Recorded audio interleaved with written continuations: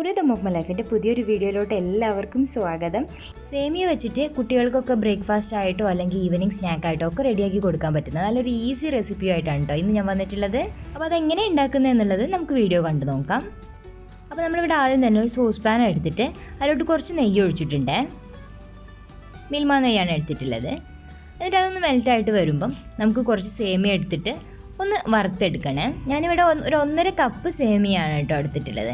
അപ്പോൾ ചെറുതായിട്ടൊന്ന് കളറ് മാറുന്നത് വരെ ഒന്ന് വറുത്തെടുക്കാം. അപ്പോൾ ഇതൊന്ന് ചെറുതായിട്ട് കളറൊക്കെ ഒന്ന് ചേഞ്ചായി വന്നിട്ടുണ്ട്. ഇനി നമ്മൾ ഇതിലോട്ട് പാൽ ഒഴിച്ചു കൊടുക്കാൻ പോവുകയാണ്. അപ്പോൾ 1.5 കപ്പ് പാലാണ് കേട്ടോ നമ്മൾ എടുത്തിട്ടുള്ളത്. അപ്പോൾ ഇനി 1 കപ്പ് പാലും 1/2 കപ്പ് വെള്ളമാണെങ്കിലും കുഴപ്പമില്ല. നമ്മൾ 1.5 കപ്പ് പാലെടുത്തിട്ടുണ്ട്. അപ്പോൾ അത് നമുക്ക് ഇതിലോട്ട് ഒഴിച്ചു കൊടുത്തിട്ട് നന്നായിട്ടൊന്ന് മിക്സ് ചെയ്ത് കൊടുക്കാം. ഇനി ഇതിലോട്ട് ഒരിച്ചിരി ഉപ്പിട്ട് കൊടുക്കുന്നുണ്ട്.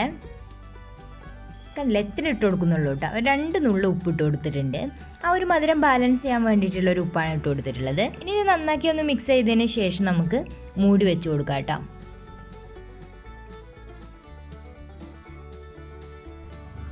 ഇടയ്ക്കൊക്കെ ഒന്ന് ഓപ്പൺ ചെയ്തിട്ട് ഒന്ന് ഇളക്കി കൊടുത്തേക്കണേ. അപ്പം നമ്മുടെ പാലൊക്കെ ഒന്ന് വറ്റി വന്നിട്ടുണ്ട്, സേമിയ വെന്തിട്ടുണ്ട്. ഇനി നമ്മൾ ഇതിലോട്ട് പഞ്ചസാര ചേർത്ത് കൊടുക്കാൻ പോകുന്നത്. അപ്പോൾ 2 ടേബിൾ സ്പൂണാണ് കേട്ടോ നമ്മൾ പഞ്ചസാര ചേർത്ത് കൊടുക്കുന്നത്. അപ്പോൾ അതൊന്നും കൂടി ഒന്ന് ഇട്ട് കൊടുത്തിട്ടുണ്ടെന്നുണ്ടെങ്കിൽ അതൊന്ന് മെൽറ്റായി വരുമ്പോൾ കുറച്ചുകൂടി ഒന്ന് ലൂസാവും. അപ്പോൾ അതൊന്ന് നന്നായിട്ട് ഡ്രൈ ആക്കി എടുക്കണം.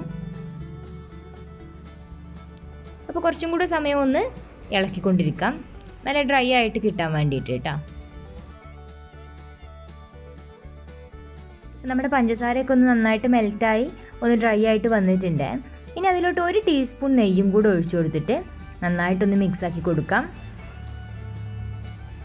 ഇപ്പോൾ ഇതിവിടെ റെഡി ആയിട്ടുണ്ട് കേട്ടോ. അതാ ഇതുപോലെ ആയി കിട്ടണേ, ഇങ്ങനെ അങ്ങോട്ട് ഡ്രൈ ആയി കിട്ടണം. നമ്മുടെ പാനിൽ നിന്നൊക്കെ അങ്ങോട്ട് വിട്ടു പോരുന്ന പോലെ ആയി കിട്ടണം.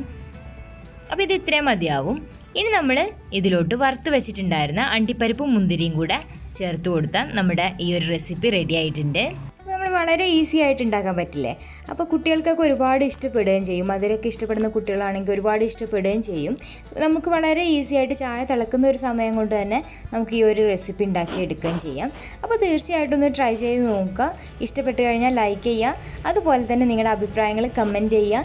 ഇനിയും സബ്സ്ക്രൈബ് ചെയ്യാത്ത ആരെങ്കിലും ഉണ്ടെന്നുണ്ടെങ്കിൽ ഒന്ന് സബ്സ്ക്രൈബും കൂടെ ചെയ്തേക്കണേ. അതുപോലെ തന്നെ കൂടെയുള്ള ആ ഒരു ബെല്ലൈക്കൺ കൂടെ ഒന്ന് ഇനേബിൾ ചെയ്ത് വെച്ചാൽ മാത്രമേ ഞാൻ അപ്ലോഡ് ചെയ്യുന്ന എല്ലാ വീഡിയോസിൻ്റെ നോട്ടിഫിക്കേഷൻ നിങ്ങൾക്ക് വരുള്ളൂ. അപ്പോൾ അതും കൂടെ ഒന്ന് ശ്രദ്ധിക്കണേ.